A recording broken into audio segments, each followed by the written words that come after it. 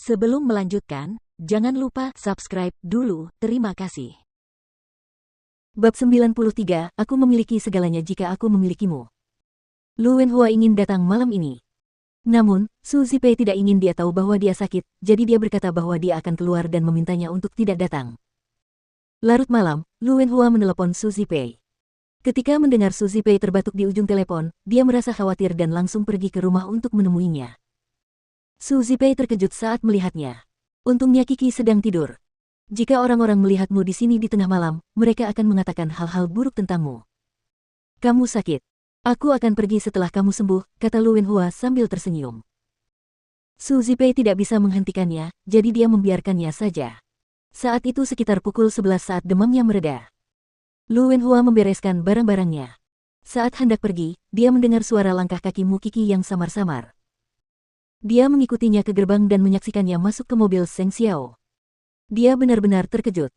1. Dia tahu tentang insiden buku harian yang terjadi baru-baru ini di sekolah. Seluruh sekolah tahu tentang buku hariannya.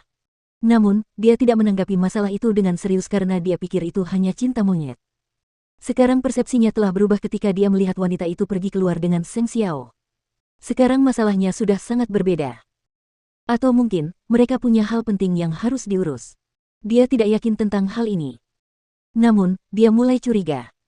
Dia akan terus gelisah sampai dia menemukan jawaban pasti atas apa yang dilihatnya karena baginya, Mu Kiki dan Su Zipei sudah menjadi keluarganya. 1. Ketika mereka sampai di rumah, Mu Kiki menceritakan kepada Seng Xiao semua yang terjadi di keluarga Mu hari ini, termasuk persyaratan yang dimintanya. Melihat Mu Kiki mampu menghadapi orang-orang itu dengan berani, Seng Xiao sangat bangga padanya. Dia mengangkat dagu Mu Kiki ke atas dan menatap langsung ke matanya. Dia berkata, aku yakin kamu benar-benar telah berkembang kali ini. Keberanianmu telah tumbuh jauh lebih besar dari sebelumnya. Xiao Xiao, apakah menurutmu keluargamu akan menyetujuinya? Keluargamu sedang menghadapi konflik internal dan eksternal. Saudara-saudara lain di keluargamu tidak akan tinggal diam. Selain itu, mamamu akan bercerai begitu dia keluar dari pusat penahanan polisi. Tuanmu mungkin akan segera menyetujuinya jika dia ingin menstabilkan bisnisnya. Saya senang mendengarnya. Saya benar-benar ingin mendapatkan beberapa tunjangan untuk bibi saya. Mengapa kamu tidak mendapatkan apapun untuk dirimu sendiri? Aku punya segalanya jika aku punya kamu. Aku tidak butuh hal-hal lain. Tidakkah kamu berpikir begitu? Mu Kiki menjawab dengan serius. 1. Seng Xiao terkekeh dan menepuk kepala Mu Kiki dengan lembut. Kamu tidak akan mandi. Aku sudah mandi waktu aku di sana, kata Mu Kiki sambil mengusap kepalanya. Aku akan membantumu mengisi bak mandi. Seng Xiao menatap Mu Kiki. Meskipun mereka telah bermesraan berkali-kali, mereka tidak benar-benar sampai ke tahap akhir. Dan beberapa waktu lalu, terlalu banyak hal yang terjadi sehingga tidak ada satupun dari mereka yang berminat untuk melakukannya. Namun sekarang keadaan telah stabil, dan mereka juga mulai hidup bersama, jadi dia tampaknya tidak memiliki banyak kekhawatiran yang menghalanginya untuk melakukannya lagi. Jadi, Seng Xiao keluar dari kamar mandi hanya dengan handuk setelah mandi. Tubuhnya tegap, ototnya kencang, kulitnya berwarna perunggu, berkilauan karena tetesan air. Bagi Mu Kiki, dia tampak sangat seksi dan memikat, terutama kakinya yang jenjang. Dia segera menutup matanya rapat-rapat dan berkata, mengapa kamu keluar tanpa mengenakan apapun? Seng Xiao berjalan langsung ke arah Mu Kiki dan mendorongnya ke tempat tidur. Dia menekannya di bawah tubuhnya dan bertanya dengan suaranya yang sangat seksi, menurutmu apa yang ingin kulakukan? Aku menginginkanmu. Tubuh Mu Kiki menegang. Tapi, kamu menginginkannya begitu tiba-tiba, aku sama sekali belum siap. Saat Mu Kiki berbicara, Seng Xiao sudah mengulurkan tangannya ke laci dan mengambil kondom dari berbagai pilihan. Apakah menurutmu Jing Yun akan lupa menyiapkan ini untukku sebelumnya? Mu Kiki masih ingin bicara lagi, tetapi Seng Xiao sudah melepas baju tidurnya. Dasar nakal, aku menginginkanmu. Seng Xiao menyingkirkan pakaiannya dari bahunya dan menciumnya dengan rakus. Ciuman yang intens itu sangat berbeda dari sebelumnya. Mu Kiki mengantisipasinya, tetapi dia juga takut pada saat yang sama. Dia sudah memikirkannya berkali-kali. Namun, dia tidak pernah menyangka bahwa itu akan terjadi malam ini.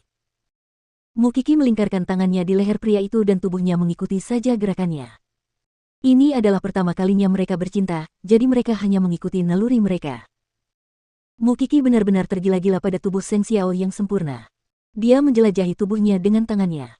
Setiap ototnya terasa kencang dan enak disentuh. Di sisi lain, pengalaman itu kurang menggetarkan bagi Seng Xiao. Aku bilang, dasar bocah kecil, kenapa semua bagian tubuhmu begitu kecil? Hanya pinggangmu yang seksi. Mu Qi merasa malu. Dia ingin mengambil sesuatu untuk menutupi tubuhnya agar tidak terlihat oleh Seng Xiao. Namun, Seng Xiao membuang selimutnya dan berkata, aku pasti akan meminta seseorang untuk merencanakan dietmu dan membuatmu bugar. Xiao Xiao. Semua terjadi di atas ranjang. Ciumannya, keringatnya, membuat indranya melesat ke neraka. Suasana bercinta mendorongnya ke puncak. Dia begitu tenggelam dalam kenikmatannya sehingga dia bahkan tidak menyadari bahwa Seng Xiao sudah memakai kondom. Mata Mu Qi yang berkaca-kaca menatap Seng Xiao. Matanya tidak menunjukkan tanda-tanda akan mundur. Dia sangat yakin. Dia menginginkan pria ini, seutuhnya. Sama sekali. Dan kemudian, dia merasakan sakitnya.